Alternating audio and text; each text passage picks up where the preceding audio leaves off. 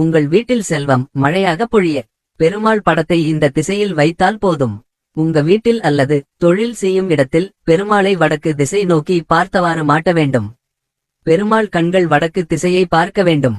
பெருமாளின் திருவுருவப் படத்தை தினமும் துடைத்து பச்சை கற்பூரம் சேர்த்து குங்குமம் பொட்டு வைக்க வேண்டும். பெருமாளுக்கு தினமும் புதிதாக துளசி இலைகளை வாங்கி போடவும்.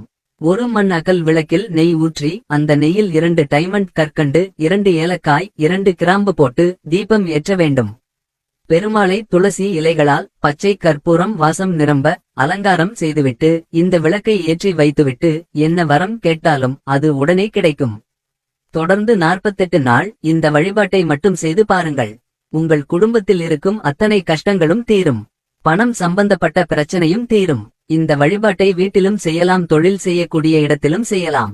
முடிந்தால் இந்த பெருமாளின் படத்திற்கு முன்பு ஒரு மண் உண்டியல் வைத்து தினமும் 10 ரூபாய் அந்த உண்டியலில் பெருமாளுக்காக போட்டு வாருங்கள். உங்கள் பிரச்சினை முடிந்தவுடன் திருப்பதி சென்று பணத்தை போட்டுவிடுங்கள்.